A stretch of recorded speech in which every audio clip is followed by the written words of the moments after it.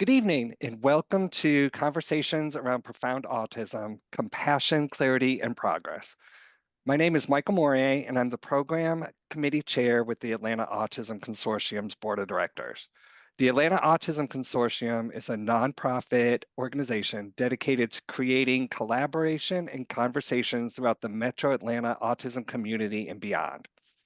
Throughout the year, we host free programs just like this on a wide variety of topics. The entire AAC Board of Directors are so glad you joined us tonight. Before we get started, just a few brief housekeeping notes. Please know that as an attendee, your microphone and camera will remain muted, but you can ask questions you have throughout the program in the chat box at the bottom of your screen. Additionally, we'll be emailing out the slide deck and contact information for our panelists to the email address you used to register for this program so that you can contact them directly with any other questions you might have. Tonight, we're joined by Judith Ursitti, co-founder and president, and Amy Ursitti, co-founder and secretary of the Profound Autism Alliance. Both of these women have accomplished so much to support individuals with profound autism and their families that I'm going to let them introduce themselves because I don't want to diminish their great accomplishments. But having said that, I do want to begin by thanking Judith for her tireless guidance and advocacy work which started over a decade ago in helping Georgia not only draft but pass meaningful insurance coverage through House Bill 429, also known as Ava's Law, which required insurance coverage for autism treatment. Her dedicated work for insurance reform here in Georgia, as well as nationally, has helped individuals with autism and their families across the autism spectrum. Georgia would not be where it is today without her support and guidance throughout the years.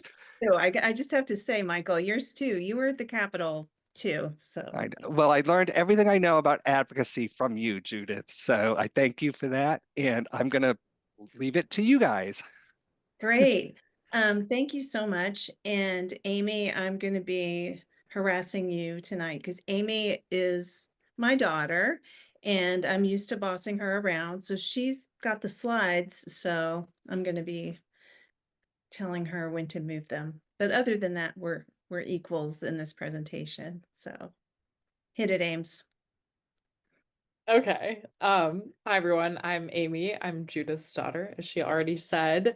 And I actually went to Emory for undergrad, so I was in the Atlanta area for a few years, which was a lot of fun. I miss it.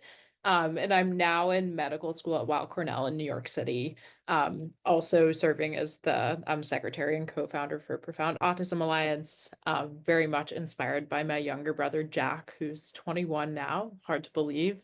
And he was diagnosed with autism when he was 2 and now has what would be considered to be profound autism. And we'll be talking a lot more about like what exactly that means. You'll actually get to see a little video of him too, which is fun. He's a character. It's kind of hard to explain all of his mannerisms and things. So I'm excited for you guys to see that and excited to be here with you tonight.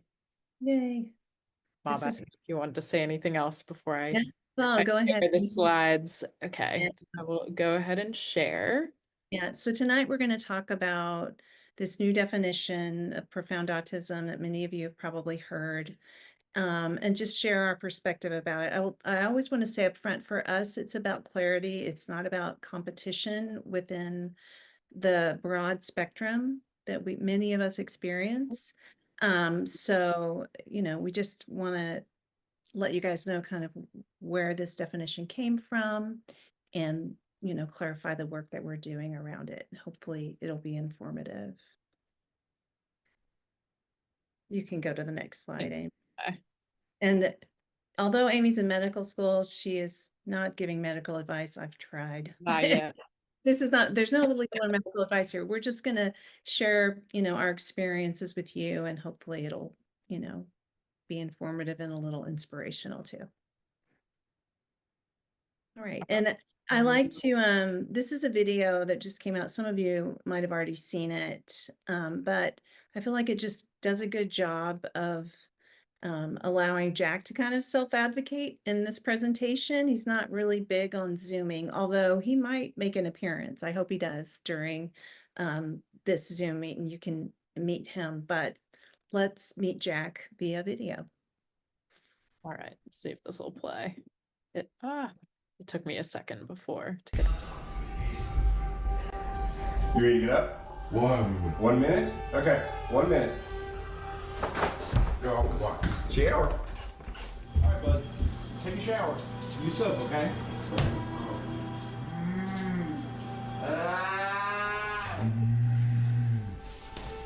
Good job. Ready to move and groove? So what are we gonna have for lunch again? Yeah. Do you have it? One. We're gonna go swimming? I'll have it. Mama. Yeah, she's getting ready, pal. She's gotta take you to school. Jack, you ready? 1. 1 minute. And then what are we gonna do after school, do you remember? Weekend. Nope. Mama. Mom's gonna pick you up, and where are we gonna go? Gawa. To the doctor. Jack was born in 2003. I took him in for his 2-year checkup, and it was at that time where the pediatrician sat down with me and she asked, how many 2-word phrases does Jack have? Is he pointing at things? Does he wave goodbye? Does he show you things? And every answer I gave was no, no, no. She referred us to a neurologist. Within a couple weeks, he was diagnosed with autism. Stay. Home. Always up. Home log. The childhood autism rating scale. It went from like 0 to 60. Jack had scored like a 59 out of 60, almost as severe as you could get. If you have someone like Jack, he still needed complete support in all those ways. That combination really manifests into some dangerous stuff. Stop. No, I don't want you to bite. You could be going out of the grocery store and he would dart across the parking lot in front of a car. He's bolting in the ocean, you know, he's running into traffic. He's self-injuring in ways where he's bleeding profusely and we have to take him to the hospital in an ambulance. And 2 of those? The kind of support he needs, it's not a walking cane, it's not glasses, it's other human beings around, making sure he's okay all the time. We're just trying to keep him alive. Oh, sure, you can have a squeeze. Nice asking.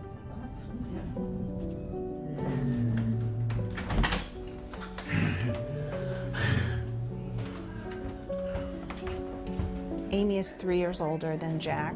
She got very interested in autism research. I went into college thinking that maybe I would do research, maybe medicine. I graduated from Emory, studied neuroscience, really inspired by my brother. And just growing up with Jack for his whole life, he's been seeing doctors all the time. And so I had really good people to look up to. I hope that someday I can be a doctor who can say, like, I understand, I've seen this in my own brother. I think the difference between being a sibling and a parent of somebody with autism, especially as profound as my brother's is, my parents had almost 40 years before they had my brother. For me, it was like 5. It's just so normal. I feel like I've just loved him from the beginning. I've always just seen him as Jack. No. He's just a big goofball. His life is not easy. So the fact that he's able to like smile through it and laugh and not take himself too seriously is something that I aspire to. Just the relationship that I get to have with my brother makes it all worth it at the end of the day. I just want the best quality of life for him as possible. I love you. I really want the world to see him as an individual person and to acknowledge the darkness and the light. What that means is we don't just look at the light, but we have to find respectful ways to acknowledge the darkness and help with it. A lot of it's just connection, like he's in the world. He is at the grocery store, he's running down the bike trail. Behaviors might look different to you, but he's a really valuable human being. We started the Profound Autism Alliance. We want to improve the health and connection of people with profound autism. We're doing that by funding research in healthcare and making sure that researchers all around the globe are including people with profound autism in their research. I have a wonderful relationship with Autism Speaks. We really changed the landscape of autism service provision nationwide. I got involved as a volunteer with Autism Speaks. We passed an insurance mandate requiring that evidence-based treatments for autism be covered. I ended up working there for 13 years, and we passed laws in all 50 states. I am just so grateful for their continued commitment to the entire spectrum. I have a lot of hope right now because of the term profound autism. If we just keep going with advocacy, keep going with research, and create an organization that outlives us all to help people like Jack, I'm more hopeful than I've ever been.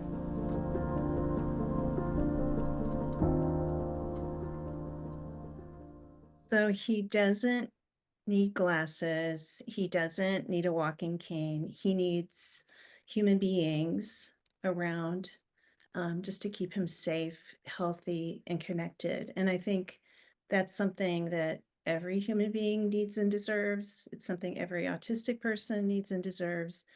And for this portion of the spectrum, those with profound autism, it's definitely something that they need and deserve.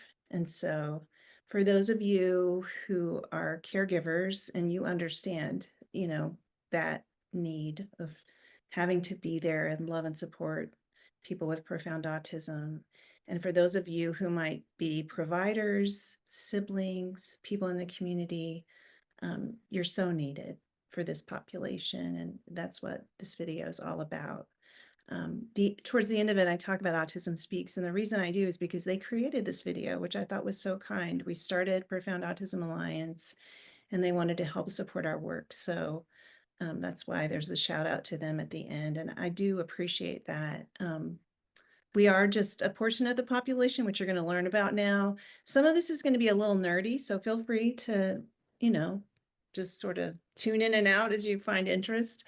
But hopefully, it'll be meaningful to you. I looked in the participant list and I was like, oh my goodness, I see some people I really love in this group. So sending lots of love out to the participants. Thanks for being here when I know you could be doing other things. Amy, can you go to the next slide? Yeah. And keep on going. Okay, you want me to take this? Are we just going to alternate? Yeah, just you can Okay. go to the next slide actually, if you want. Okay. Yeah, so we'll talk a little bit about, Mom was saying, kind of a nerdy part of the presentation, just what the definitions of different parts of the autism spectrum have looked like over the past few years and how we've kind of gotten to this definition of profound autism. Okay, so Mom, if I miss anything, definitely jump in. Well, don't worry, just keep on going. Okay. Yeah, so as many of you probably know, autism is currently classified into 3 levels in the most recent version of the DSM, mostly defined by level of support need. So you can see the full descriptions here. Level 1, needing some support. So it says without supports in place that there can be noticeable impairment in social communication, might appear to have decreased interest in social interactions, need some help with that.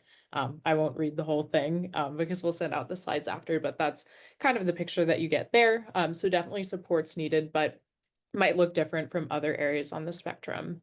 Level 2 is substantial support, saying that social impairments are apparent even with supports in place, limited initiation of social interaction, reduced or abnormal responses, etc. So needing a little bit more support. And then level 3, which kind of most closely aligns with profound autism, is very substantial support. So somebody like my brother Jack, this is kind of where he would fall in that diagnostic category. So saying that there are severe deficits in verbal and nonverbal social communication skills, causing severe impairments in functioning, very limited initiation of social interactions, and minimal response to social overtures from others.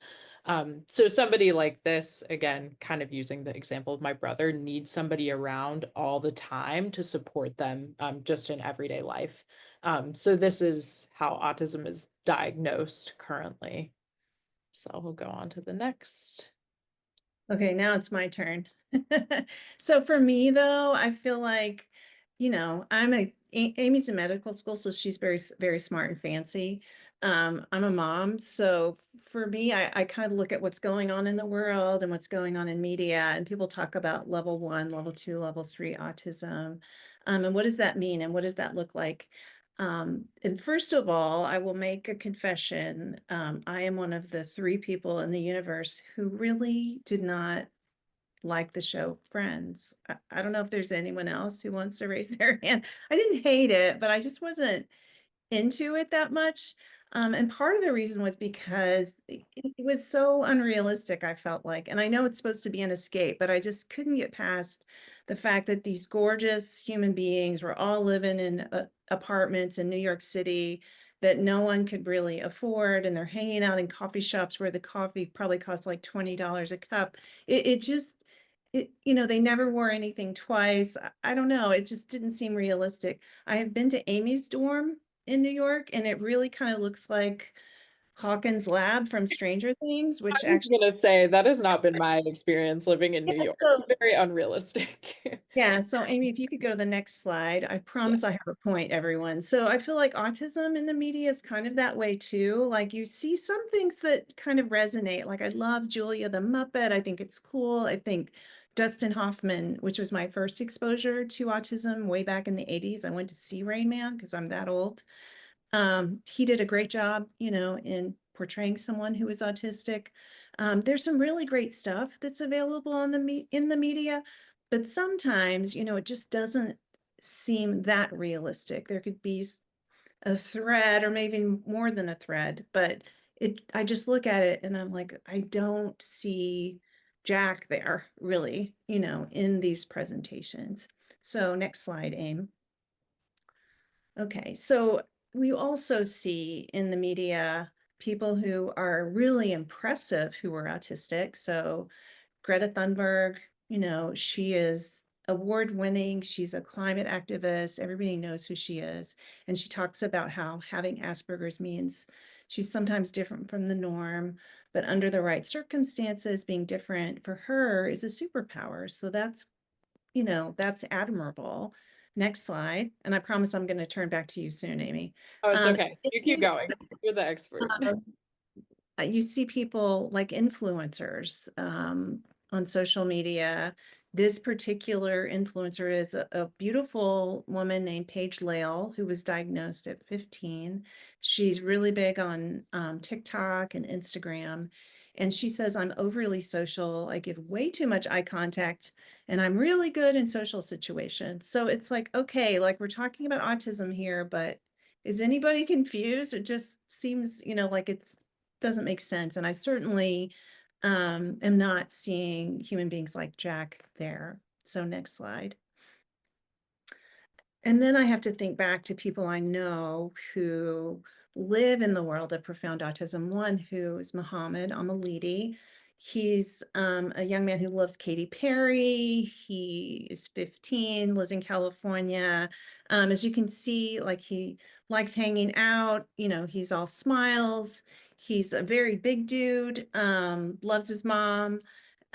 So he's nonverbal and he can have aggressive and challenging behaviors because of his profound autism. So next slide. His mom, Feda, is a dear friend of mine. Feda and I advocated in California for autism insurance reform there. She's a powerhouse. And we've also advocated in Washington, D.C. together. And she's pictured there. That picture is, I love it. It's amazing. Like that was at an event in D.C. where we were all gathering to do Hill visits, which was so special. So next slide. But when you think about people like Feda and Muhammad, it shows kind of, I think, like I was talking about before, the darkness and the light. So about, I don't know, 3 years ago now, it's hard to believe. It was the middle of the night at Feda's house in California, and a fire broke out in their home. And Feda and her sister and her niece all escaped, but Mu was upstairs in his bedroom. And so when Feda realized that, of course, knowing her and knowing most mothers or fathers, she ran back into the house, ran upstairs, and pleaded and tried to get Mu to come downstairs, but she could not convince him to leave his room. And so the first responders found them in each other's arms, and they perished in the fire.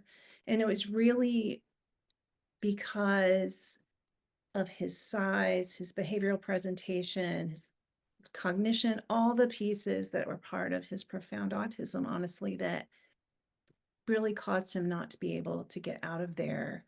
And so those are the kind of stories that you don't hear about that much. And now we're living in the world without them, which is a tragedy and a loss for all of us. And so those are the kind of things, that I want to think about and keep in people's minds as we talk about the spectrum that is autism. So next slide, Amy. Okay. Do you want me to take this one or do you want to do this one? You can keep going if you want. I know I've got some tough ones in here. So Yeah, there are some really specific ones. yeah, feel free to jump in whenever. So you think about that and you think about the broadness that is the spectrum. So you've got, the superpower that's autism, and that's real. And then you have really awful situations that, are tragic. I mean, I hate to use that word. And so it just shows what a broad spectrum we have. And there are joys and challenges, darkness and light across it. But sometimes I think that the darkness and the light sort of get lost. And we all kind of have our own perspectives and we think about it. And as an example, a few years ago, I was attending the International Society of Autism Research annual meeting because I want to make sure that profound autism is represented at those meetings. And so Amy and I have been to the last 3 annual meetings, and we're going this year again to represent profound autism. But one of the speakers was this anesthesiologist, Mary Dougherty, and she is autistic. And she is an anesthesiologist, so she's very accomplished, but she has challenges that she was talking about. She experiences burnout sometimes, which is common for people who are autistic. She says sometimes she becomes nonverbal. And she talked about, how those who were trying to put labels on autism, like profound autism, she called that weaponization. Like we're weaponizing the heterogeneity of autism. And when she was talking about that, I just heard, honestly, when I heard that, because that's definitely not my goal. I have friends across the spectrum. I have caregivers across the spectrum, siblings, friends, autistic self-advocates. It's not a competition at all. But the reality is, when she talks about having burnout or being nonverbal sometimes, being level 3 sometimes, that's an intermittent experience, right? For Jack, he needs lifetime 24/7 care. That doesn't make him less of a person, but it's who he is, it's his experience, and we need to acknowledge that too. So next slide. Okay, Amy, do you want to talk about the Lancet Commission? Sure. Okay. So a few years ago, the Lancet Commission, I can't, hold on. It's hard for me to see the slide with like the presentation, but I'll do my best. Okay, so the Lancet Commission a few years ago recognized that increased awareness hasn't been accompanied by improvements in services to support autistic individuals and their families. Part of the reason being that there wasn't really a specific term for this subset of people who does require this like very substantial support, kind of like how it's laid out, how we talked about level 1, level 2, level 3. It kind of like all gets lumped together, and it's easy to say like, oh, like I have autism and I become level 3 sometimes. But there was really the need for something that was more specific. So I can't see what the slide says. Okay, there we go. Sorry about that. But yeah, the Lancet Commission, a few years ago, wait, let me see. Sorry, Mom, your slides are so tough. I'll jump in. Actually, they just decided that they wanted to identify things in their report that they were working on, the Lancet Commission, which was made up of a lot of researchers, autistic self-advocates, people from the community. And they said, we want to find things that are happening within the next 5 years that we can actually accomplish something. So you can go to the next slide, Amy. And I Thank you. apologize for my wonky slides. It's okay. So one thing they did was they defined profound autism. Yeah, in that. That's what I was going for. There you go. So I'm going to turn it over to Amy. Do you Sure. remember? Okay. This is a test. What's the definition? Okay, well, I guess it kind of says it right on the slide. But yeah, one of the things that they focused on was coming up with this term profound autism, which hadn't really been used by anybody before. So it was applying to, here it says, both children and adults who require 24 access to an adult who can care for them if concerns arise. So kind of like putting that into like, what does that look like in everyday life? Again, I just use my brother as an example for everything. Like 24/7, he needs someone to be there to make sure that he's safe, to help him with things like taking a shower and brushing his teeth and making sure he eats meals, just kind of basic daily living tasks that someone always has to be there for. And then going off of that, being unable to be left completely alone in a residence and unable to take care of basic daily adaptive needs. So those two things kind of go together. The like kind of reference that I've heard a lot. My mom uses it. Dr. Matt Siegel, I think, who's a real expert in the field, also says it a lot too, is like somebody like my mom, she's watching my brother, like she can't go next door to like ask for a cup of sugar because like in the time that she like goes to our next door neighbors and asks them and comes back, something bad could have happened. Jack needs that kind of level of support. So that's what this definition is kind of getting at. And Mom, feel free to add anything if I missed. Yeah, I'd just say too, I would love to be able to leave him alone because I think he deserves that. You know, he's 21. Like he doesn't want to hang out with his mom all the time. So we definitely try to give him as much space and independence as we can. But the reality is we're not at a point and that he could be left alone just for basic safety purposes. Keep on going, Ames. All right. I can take this one too if you want. Yeah. But just to clarify what the new definition is not. So in the previous slide, we said that it applies to children and adults. But this term is not really appropriate to use in young children. I think in younger children, it's kind of unclear where the trajectory is going to go. Like I know there are a lot of kids, not necessarily a lot, but definitely a few who were like in school with Jack when he was like 2, 3, 4, who like now would not fit the definition of profound autism. Everyone is so individual and just how they respond to treatment, what treatments they have access to, and all of that.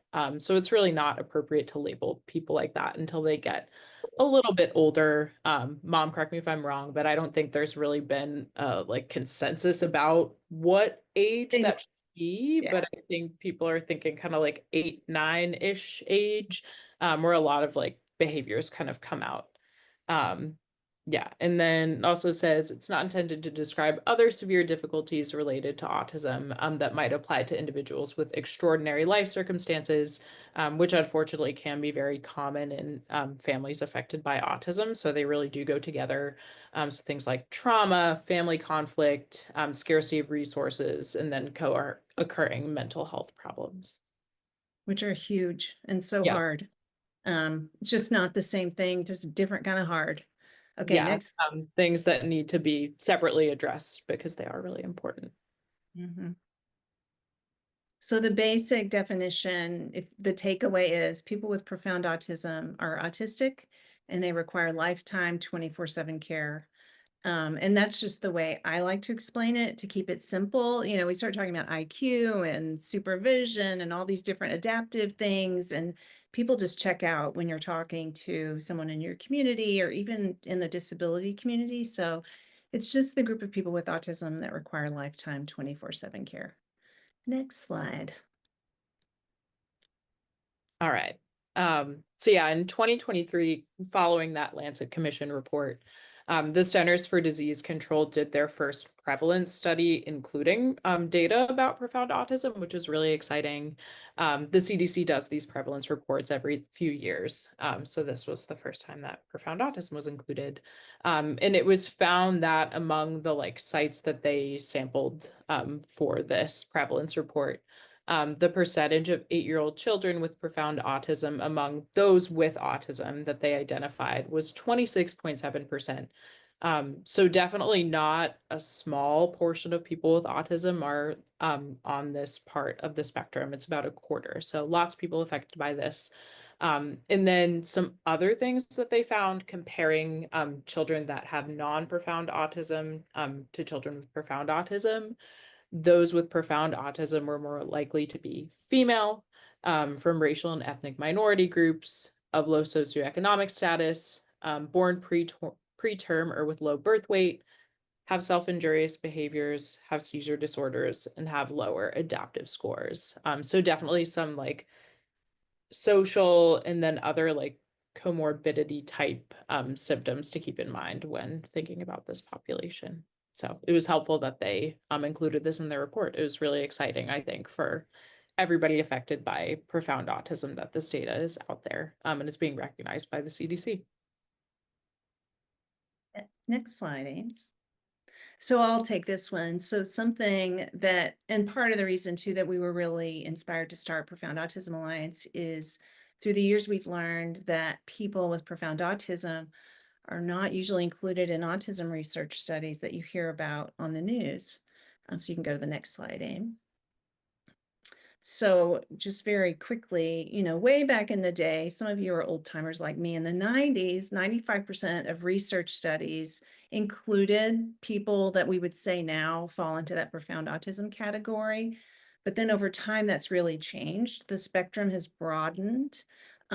Research is funded through Autism Cares and, through private foundations. But if you have autistic people that you want to recruit to be in your studies, what happened before was there was just one sort of population. Now it's much broader. And so moving forward to 2010, 2013, 35% of studies included people with profound autism. And then let's go to the next slide, Amy. And then just sort of to drive that point home, in 2012, there was a study looking at the US National Database of Autism Research, NDAR, had 50,000 participants, I'm rounding up, and only 11% of those had an IQ below 85. So basically what that means is 90% of the autism research in the US National Database of Autism Research, 90% excluded people with profound autism, essentially, which pretty much means they're excluded almost completely. Moving forward to 2019, Russell looked at 301 studies with 100,000 people with autism, published in all the fancy journals, and only 6% of the people included, the autistic people, had IQ below 70. So that meant 94% of the people included in that research had either, moderate intellectual disability, or they could even have been an IQ that was above normal. So again, there's this selection bias against people with profound autism. All right, next slide. Yeah, I have a quick comment on this. I'm sure you do. Yes, as a medical student and someone who's participated in research before, another thing that I think is important to think about here is that a lot of studies that you'll read don't even report about IQ, or they'll just say people with autism kind of broadly, and they don't really specify who they're actually including. So I think that can be kind of misleading when you're reading studies about autism. Because who you're including is really important. We've talked about how people can look so different across the spectrum. So either way, it's just important to know. So yeah, it would be great. There were better studies for that. Yeah, I'm sorry, Ames. Oh no, it's okay. I was done. And I know some of you who are attending, because I know you personally have multiple kids with autism in your family, and they're all very different, right? So some, could be included, others wouldn't. And the solutions or the recommendations made by these studies wouldn't apply to everyone. And that's the problem. Okay. Yep. Slide. Right. Representation in research matters, just reiterating that. So one last study we'll talk about. This one was published in the Journal of the American Medical Association, JAMA, back in June of 2024. And it was a meta-analysis looking at outcomes for young autistic children. And they were trying to decide like how much intervention is needed. It should not be cookie cutter or one size fits all for sure. Amy, you can go to the next slide. But what they found was that a reduced amount of intervention was fine. Like you don't need to have 20 or 40 hours a week of behavioral therapy or speech or OT or PT. You could have a much lower amount, like maybe 10 hours. The problem was that when you looked at the kids that they used in the study, profound autism was not represented. So they were including autistic people in this research, and the ones that they did well, with a lower number of hours, but they didn't include those who had profound autism in the research. So Tom Fraser, who is actually on our medical and scientific advisory board, and some colleagues wrote a letter to JAMA, which was published subsequently. And they said, hey, the authors conducted comprehensive and thoughtful analysis. The primary study conclusion is heavily influenced by a serious selective sampling problem, which is not properly evaluated. So next slide. So that's why we exist at Profound Autism Alliance. You may be sitting there thinking, why are you talking to me about all these studies? I'm not a researcher. Amy is a researcher. So she should probably be presenting all the studies rather than me chiming in. But the thing for me is when you don't have inclusive research for people with profound autism, you're not going to have solutions that meet their needs, their unique needs. So our mission at Profound Autism Alliance is to improve the health and connection through inclusive research, focused advocacy on this population. Next slide. Okay, Ames. All right. So, okay. So just talking a little bit more about our vision, we already went over our mission, but we have kind of 3 pillars as part of our vision. The first one being compassion. So our goal is to help to create a world where individuals with profound autism and their families are empowered, understood, and supported in every aspect of life. I think this is something that's really important as a family member of someone with profound autism, and just having met so many people who are in similar situations, people like my brother and his friends at school and things like that, just that they're recognized, because as we talked about in media representations and things like that, they're often not seen in society. So we want to make sure that the world is a compassionate place for people like them. And then clarity. So recognition of the unique challenges that people with profound autism experience. And we've already talked a little bit about like, how do you portray this idea of profound autism to someone in a way that makes sense? When you like kind of delve into all the like IQ and specific things that people are like still debating about, it can get kind of tricky. So something that we're working on is really getting a clear definition of profound autism and figuring out how we can portray that to the public. And then finally, and most importantly, I would say progress. So we want to improve the health and connection of individuals with profound autism through inclusive research, so research that they can actually participate in, and focused advocacy specifically on this population to ultimately result in meaningful services and supports. So I think in order to make progress, we've talked about like in research, for example, having these like kind of broad studies that like say that they have people with autism, but like how many people with profound autism are they really representing? What we really want to make progress is research and advocacy that's focused on them, so we know that the solutions that come out of them can actually apply to this population. All right. All right, so just very quickly, we started Profound Autism Alliance in 2022 as a private foundation. There was a special interest group meeting at NSAR that talked about intense behavior, and we kind of came out of that saying, hey, we have work we want to fund. So we started the foundation, and we started focusing on advocacy, research, families, including caregivers and siblings, and we had our first summit in 2024. So we're going to talk about those things really quickly. And then hopefully answer some questions for everybody, because I know there's some popping up in the chat. So next slide, Amy. So very quickly, I'll talk about advocacy. Jack and I've been advocating for a really long time, not only in the States, Amy has too, actually. She's done her share of advocacy. Back in 2006, we were working on the passage of what was known as the Combating Autism Act.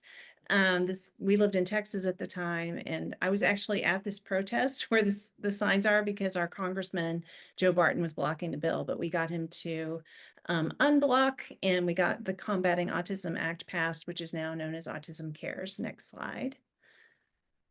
And so we continue to work on that. So that was back in 2006 when research was kind of on the other end of the spectrum. So this time it comes up every 5 years, 3 to 5 years for reauthorization. This past year was another time for it to be reauthorized. So we went around to members of Congress and said, hey, 26.7% of the spectrum has profound autism. That's 1 out of 4 basically, but only 6% of the research includes individuals. The individuals included are only 6% of those included. So we really need to try to put some language in there to make sure that people with profound autism are included in the research that the federal government is funding. Next slide.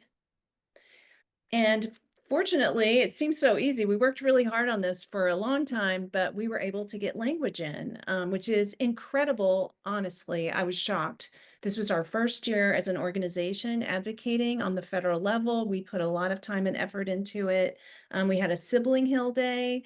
We go to Washington pretty much every Wednesday and make Hill visits. I'm literally getting up at 4 o'clock in the morning and flying to DC tomorrow to visit members of Congress to talk about other things like Medicaid and things that we're very worried about right now.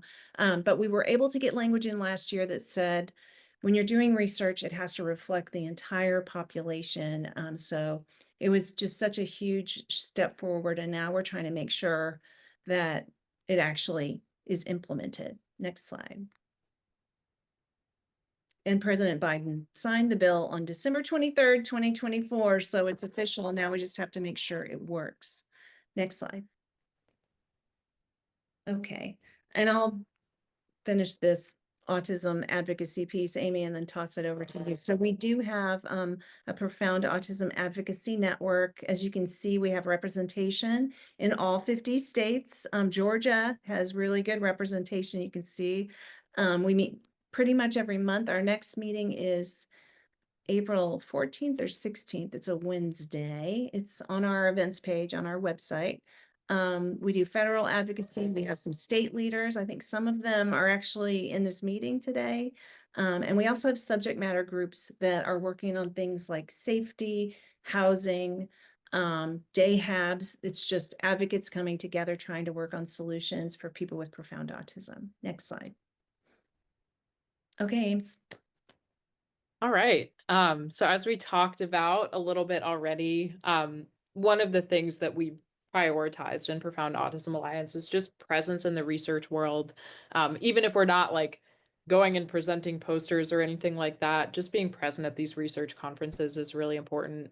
So here's some pictures of us in Stockholm in 2023 at NSAR.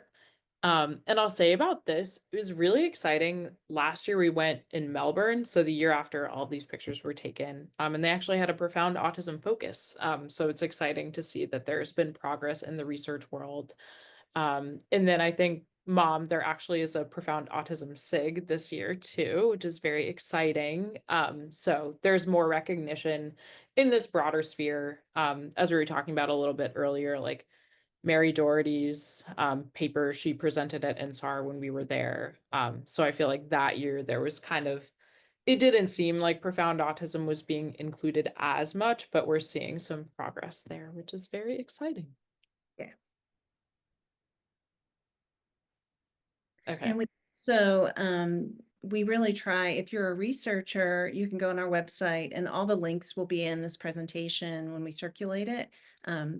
If you're a researcher and you want to include people with profound autism, you can submit your research to us. We walk you through a form to do that.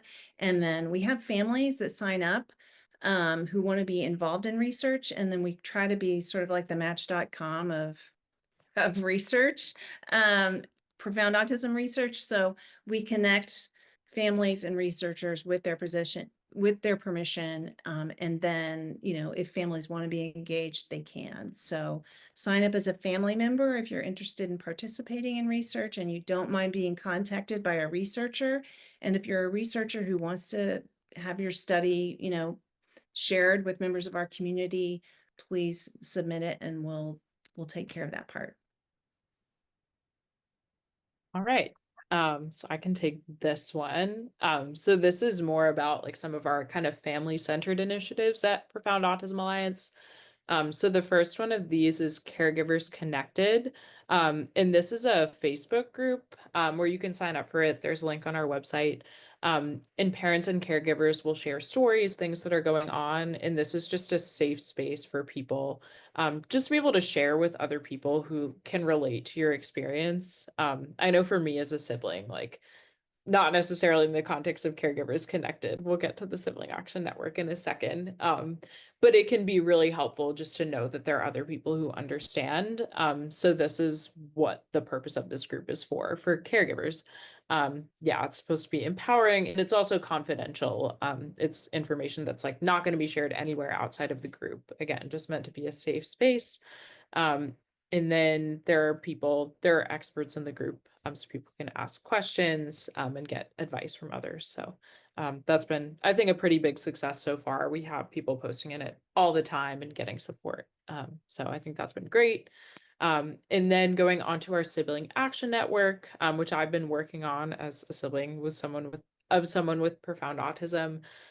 So I think growing up as a sibling of someone on that end of the spectrum, it's really even still hard to know exactly what the future is going to look like with your sibling, especially when your parents are gone. These are like conversations that we have to have really early in our families just to think about like, okay, what am I going to do? Am I going to make sure that my brother is cared for? And I'll say too, siblings have very like different perspectives about how much they want to be involved, all of that, which is okay.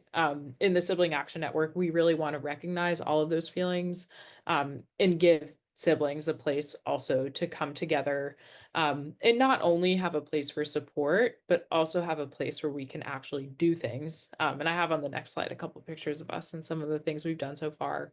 But I feel like personally too, like in the past being in sibling groups, like I've always really loved my brother and like not ever felt like he was a burden on me. Like I always say that like my brother carries the burden of autism and it's my job to help him carry it.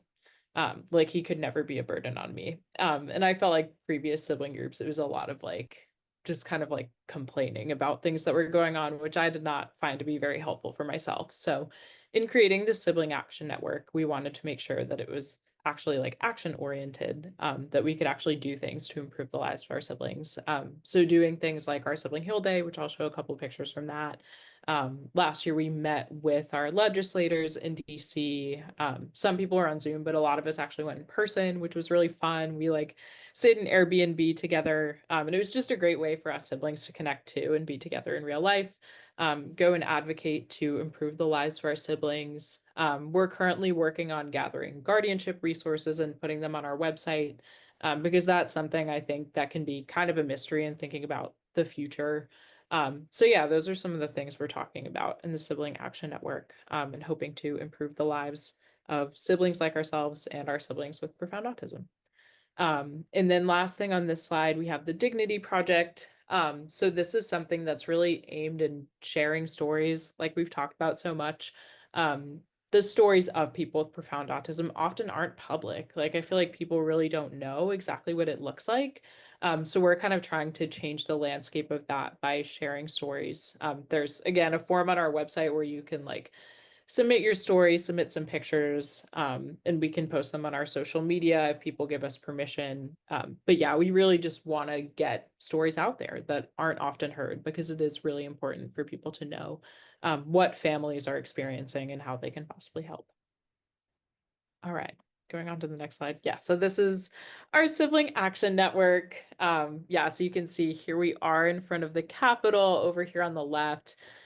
That's me, Avery, Cassie, and Maria, who all went in to meet with our legislators, actually by ourselves, which was kind of wild. We were not expecting to do that, but my brother had like a medical emergency with some self-injury, and my mom had to go home. She was supposed to go with us. If you can't tell from this presentation, she's the real expert on all this stuff. So it was scary to go in on our own, but it actually was really cool. I like have never had an experience like this where like, I mean, obviously parents are very important. I'm not trying to say that they're not, but I feel like oftentimes siblings are kind of left behind. Like no one really thinks about how siblings are affected by autism, and we don't get to share our stories as much. Which is like kind of tough to wrap your head around. Because like for me, I'm like, my brother was born when I was 3 years old, and like I'll be with him probably for the longest. Like we'll spend the most amount of time in our lives together. So I think hearing sibling stories and their concerns is really important, and this was like the perfect day for us to do this.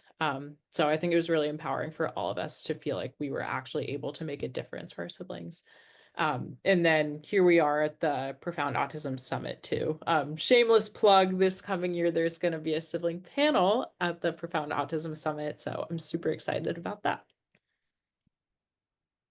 All right. I'd love to talk about our intense behaviors program. So many of you have autistic loved ones who have intense behaviors. We've experienced that. Jack is really, he suffered from that. And, you know, things are better, but just in a nutshell, our intense behaviors program is something that falls under the ECHO Autism program. And this is a 3-year program we're doing.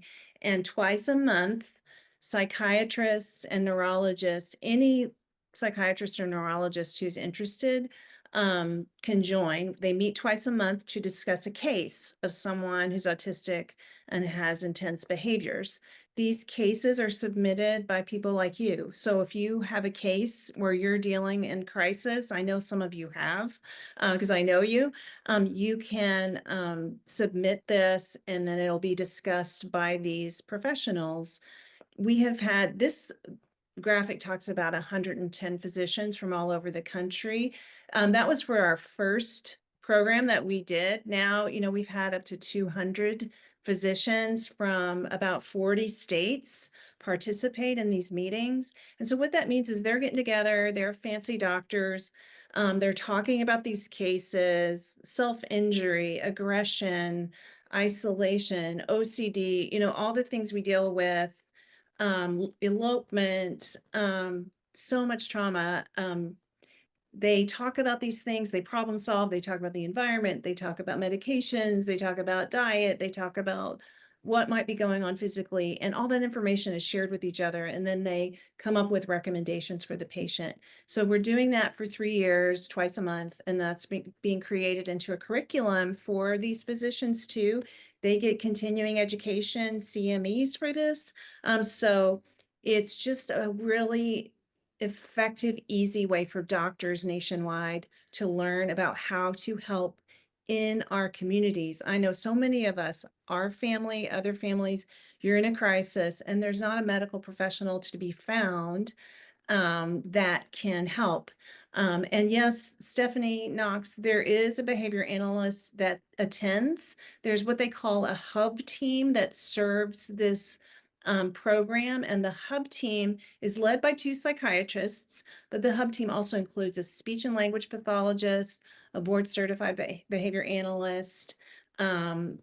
So they're there to provide those perspectives. And then moving forward, we're definitely wanting to do intense behavior programs, because that's something that a lot of people with profound autism deal with, for other professionals. So things like behavior analysts or speech pathologists or educators or nurses. Like there's so many professionals who deal and serve our population. So we want to empower them with information. Next slide. So as I said before, you can submit your case, and when you get this presentation, it will have links in it. If one of those links don't work or something goes wrong, just email us at info@profoundautism.org and we'll get you whatever you need. Yeah. Next slide. Okay, and then the final thing we'll talk about, and I'm going to jump right into this, Amy, because unfortunately I have to exit. I forgot it's 7 to start another meeting that I have tonight, so I'm going to have to abandon you. Okay. But this addresses one of the questions actually I saw in the chat. So when you think about profound autism, it can be kind of confusing because you're like, wait a minute, like if I have a child who's nonverbal, but they seem like they're really intelligent, you know, and they read and they type or they do other things. Do they have profound autism? Or, you know, you have a loved one who just presents differently. They have intense behaviors, but maybe they, you know, have other autistic presentations that are different. So the Lancet came out with their definition. That doesn't change the DSM. The DSM is still the same. The Lancet is just out there in the world trying to create this definition around profound autism, just so people understand what it is. There still was a lot of confusion about that. So we funded some research along with the Autism Science Foundation to get consensus amongst researchers about what they think profound autism actually is, like a really clear definition. So there's not confusion about, well, what about intellectual disability or developmental disability? Does it have to be that? Right now, there's not enough clarity around that. So next slide, Amy. We're going to be actually announcing the new research definition at INSAR, which is in Seattle in May.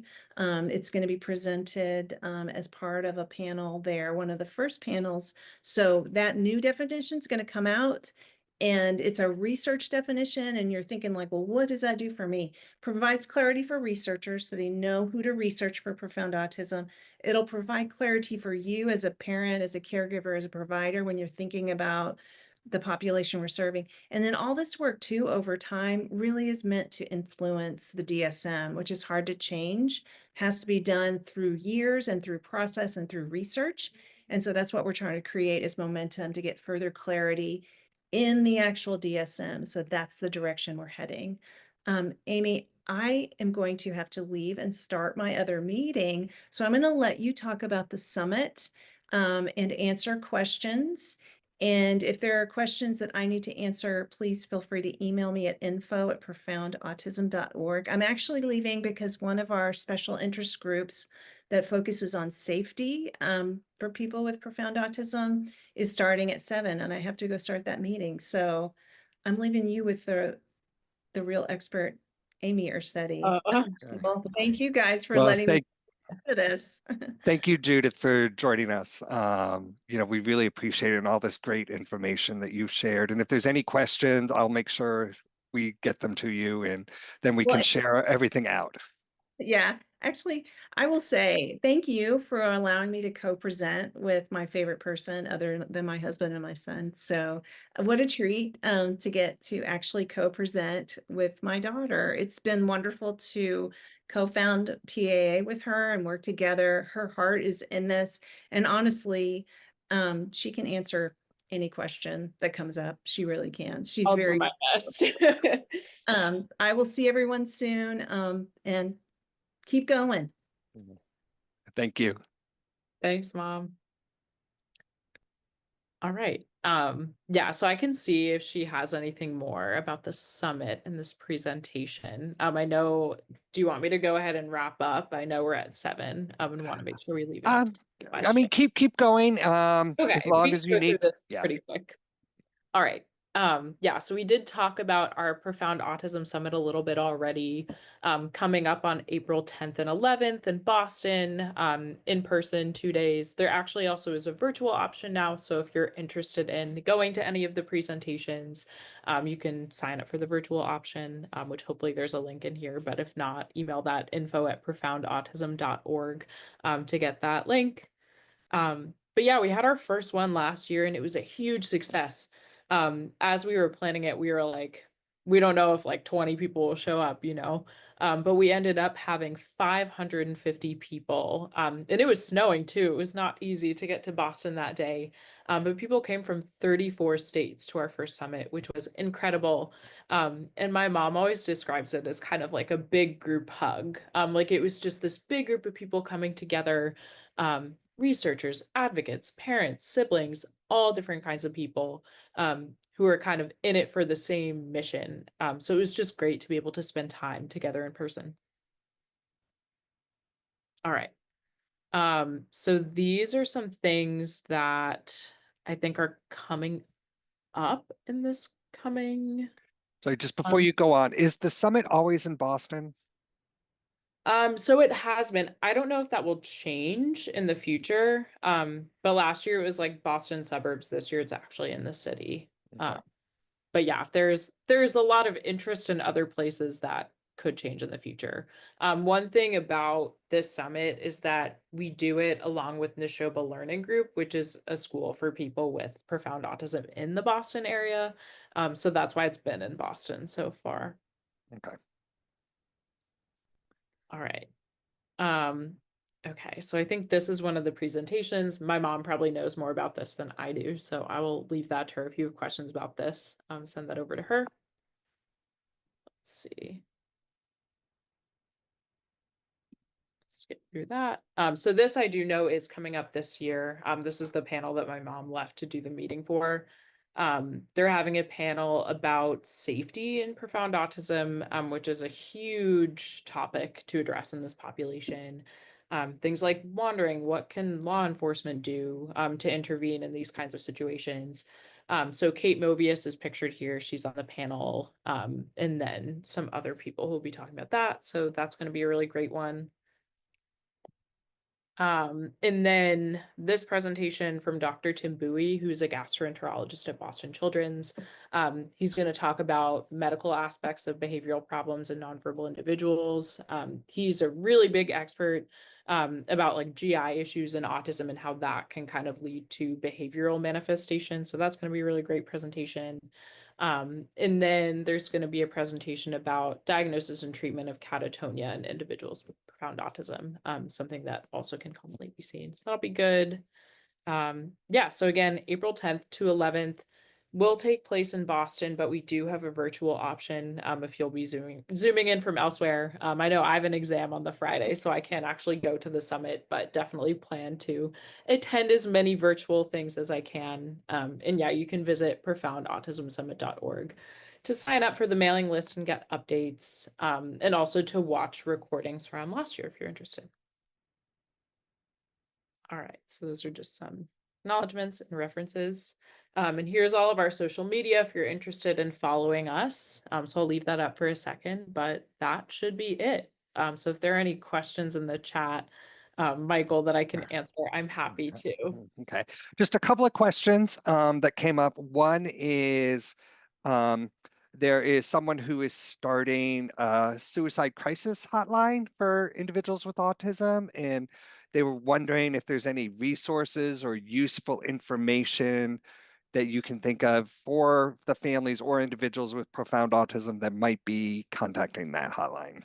Yeah, that's a really great question that I honestly do not know the answer to. But any like resources that we have on like a resources page in our website. So I would take a look there first and see if there's anything related to that. Again, this is probably a question that my mom knows better the answer to, but yeah, I think mental health issues can be really huge in this population and family members. So definitely something that's important. So shoot us an email too if you can't find anything, and we'll connect you with Okay. resources. Okay.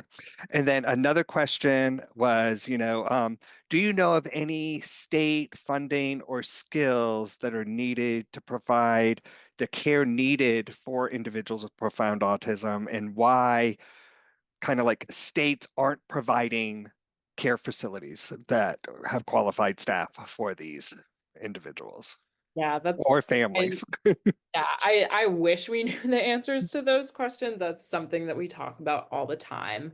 And definitely like I think we live in Boston, which is like a pretty well-resourced area. And even here, like, especially for adults, finding like places for people to live with qualified staff is really, really tough. So that's something that we want to focus on at the Profound Autism Alliance too, is finding solutions to some of those issues. So if you're interested in working on that with us, definitely let us know because we need all the support that we can get.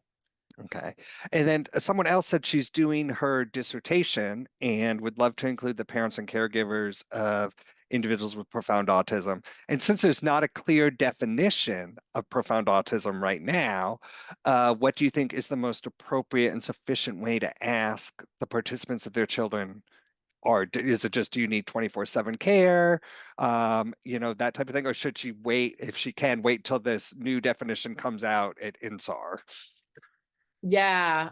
So I guess, yeah, NSAR is coming up, so it'll be good that the definition is more out there. But yeah, in the meantime, I would say 24/7 care really is kind of like the broad definition of what profound autism is. And I feel like some like more specific questions you could ask too if you wanted to like get a better idea. I know like for my brother, I always say like, oh, he like can't brush his teeth by himself and he can't take a shower and he's 21. So I feel like things like that are kind of a good way to gauge how much independence a person has. And you can also ask about language too, because some of the other things that are considered in profound autism, although we talked about it, can be kind of confusing and hard to draw the line, which is why we need a more like a clearer definition. But people who are minimally verbal or have a low IQ. So you can kind of look at those things too in the meantime. Okay. Not Yeah, I was going to say, until it comes out, they may just want to look at the Lancet report and kind of look at that criteria that yeah, they I put think out that would there. be really useful Yeah, too, just yeah. to see how they described it. And then as a researcher, are there other ways to include or advocate for individuals or research studies that include individuals with profound autism besides just contacting universities? Yeah, I feel like there are so many things that I could talk about for this question. But I think like thinking about the design of research studies, a lot of them are like conducted in ways that are like not conducive to people with profound autism participating. Like I know a lot of like what I've been involved in, what I've seen has been like, oh, like the patient themselves has to like fill out all these questionnaires and do all these like complex tasks and things like that. So I think like meeting people where they are, and trying as much as you can to like get them to be able to participate. I remember at NSAR a couple of years ago, we saw this really awesome presentation, about this group that like drove all around the United States and they like brought an EEG device into people's houses, and like the kids in it largely like represented profound autism. That was the population they were looking at. And they like the kids could be doing whatever they wanted. Like they could be like eating candy or playing a game or whatever, like made them the most comfortable while they were getting this EEG. So even if it's not like somebody coming into like a standardized like lab setting that you would want for another study, I think it's worth it in like studies to try to include more people, to try to make those like kinds of adjustments. So I don't know if that exactly answers your question, but something that I think sounds like it could be helpful. But of course, easier said than done. It's a really difficult task, but one that's really worth pursuing, I think. Right. And then someone wants to know if, as a mom whose kids are younger than 8, but appear to be kind of heading down the profound autism track, would you encourage them to join your network now or wait, or what's the Yeah, best? totally. I think there's no harm in joining the network and just getting information. Because I think for a lot of this, like the earlier you can find resources, the better. So if there's anything that we can do to help you with that, we definitely want to. Because yeah, there is like, again, not like a really defined age yet of like where you can determine profound autism. And I think there might be kind of some gray area too, where like it sounds like you kind of see that coming in the future, but not totally sure yet. So yeah, no harm in joining the network, I would say. Okay. That I think is all the questions that we have, and we'll wait and see if anyone has any more. I think you guys have provided a great bunch of resources for us and the network, and it is a kind of understudied group, and I'm glad you guys are doing this and really pushing for this. And I've learned so much from you and your mom, watching you at Emory, and just working with your mom over the years. And I think I'm happy to say I'm associated with you as you're doing this work. So Yeah, well, thank you so much for having us. It was great to be here and just share a little bit about our work. And definitely, if anyone has any further questions or anything comes up, feel free to shoot us an email. We'd love to hear from you. yes, yeah. Definitely. So we'll just kind of hang on, see if anyone has any questions. And again, we will be sending out to the email that you registered with the slide deck and notification when this video or this recording is available. It will be on the AAC's YouTube channel where you can access this and any of the previous programs that we've had going forward. And we would love to have you guys back in maybe a year or two to just kind of see what kind of progress has Yeah. been made. And hopefully the statistics aren't as bad as you had this time. They're, Yeah. Yeah, they've hopefully we'll increased. have some good updates. Fingers crossed. Yes, yes. Well, thank you all for joining us too. I know Judith and Amy appreciate your time coming here, Yeah. as does the AAC. And again, we do this every month. We will be sending out notifications of future programs. Some are going to be on Zoom and some will be also in person. So, and someone wants to know if you know of any resources in Florida. Yeah, I see that question. So what I would say for that, if you go on our website to the resources section, you can actually filter by state, which is pretty cool. So if you just select Florida, you can find all the resources that we have listed in Florida. And if there's something that you're not seeing, definitely email us and we'll look into it to get that added. But yeah, we have things about advocacy, medical care, education, all different kinds of categories, legal resources, things like that.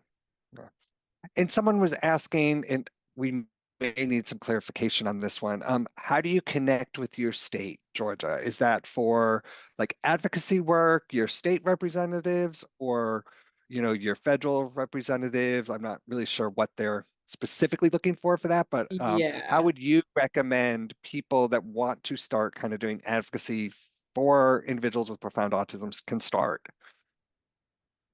Yeah, that's a great question. So I think just showing up is huge. Especially if you can like bring your loved one with profound autism with you if you have one. I think that's really effective just to like have people in these positions be able to see what it looks like. But it can really be as simple as just like sending an email to like a staff member in the office of somebody who you want to meet with. And you can just say like, hey, I'm like so and so, I have a daughter with profound autism and I'm interested in talking to you. And you can get meetings set up that way. Something that we talk about, especially with our sibling Hill Day too, where like none of us had any experience with advocacy going in. It's just that anybody can be an advocate. Really, the most important thing is just going in and sharing your story and being genuine, and that can be really effective, even if you feel like, oh, like I've never done this before. So yeah, as simple as just starting with an email, setting up a meeting, and just going and sharing your story. And if you need any resources or help with that, again, feel free to email us. My mom goes to DC every week. Also, always loves when people go with her. So if anyone is interested in going to DC, feel free to reach out to her, and she can kind of like guide you through how the meetings work. But otherwise, we can also provide assistance with setting up just your own meetings, if that's what you're interested in. And if someone wanted to join the monthly advocacy network, do they just go to your website Yeah, that- it should be on the website. And I know my mom like only sends out the Zoom link the day before to people who are like already registered. So yeah, go to our website and sign up. Again, as I've said for everything, if you have issues, send us an email and we'll make sure that you get on that list. Okay. Definitely would love to see you in the meetings. And so if people are really looking for resources in any state, they should go to your website and just look Yeah, up I that would say state. go to the resources page. And again, if there's something that you're not finding, definitely let us know, because we need to be aware of where the gaps are, so we can look into them and find them. Okay. And one thing that was not mentioned, and I thought you were going to mention it, but I'll mention it now to everyone who's left, is because of work you and your mother have done, a lot of states were able to proclaim March 17th as Profound Autism Day. Yeah, I can't And believe you didn't put that in the presentation. it was if you join their email listserv or email list, she sent out, or I received, I don't know who sent it out, kind of a link where you can go to a website and it brings it, you put in your zip code and it brings up your federal representatives, your state representatives, and you can just in a pre-populated email, you put in your Yeah, information and send it out. So they make advocacy work very easy for people to kind of get this going. And I appreciate that because I always want to do it, don't have the time, but I can go to something that's been pre-populated for me. yeah, that's a great point. Thank you for bringing that up. Yeah, so those are like our advocacy alerts, and like whatever is going on in Washington, D.C. in your states, we try to stay on top of that and send out alerts to you when there's like something to be acted upon in your area. So you can get a text, an email, and then we have like just an email template and you can just click send and you're done. So if you don't have time to like go in and do meetings and things like that, that's a really effective way to advocate. Yeah.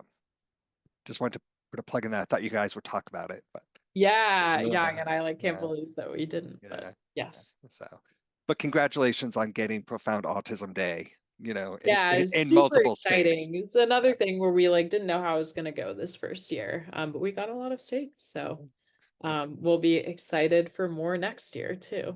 Yes. And Amy won't tell you, but they do have merch on their website too that you can purchase Oh to yes. really Yeah. show your support of individuals with profound autism and their No, I families. almost wore my shirt today, but I was like, I should wear something a little more professional. But Yes. yeah, we do have merch. So feel free to go to our website and find that and represent profound autism.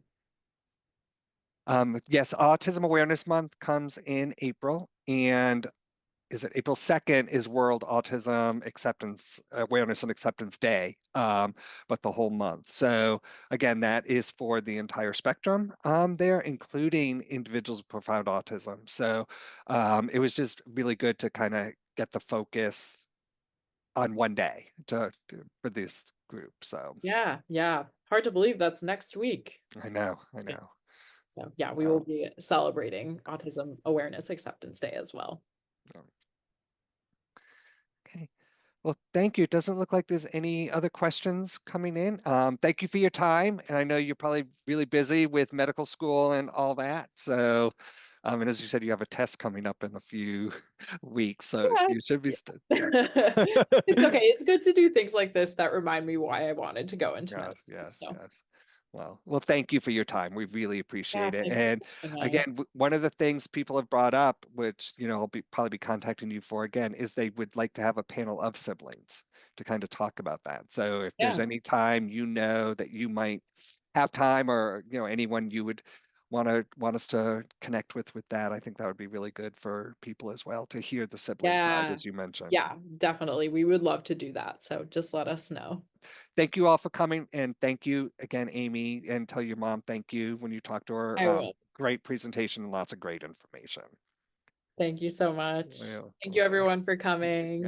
Have a good night.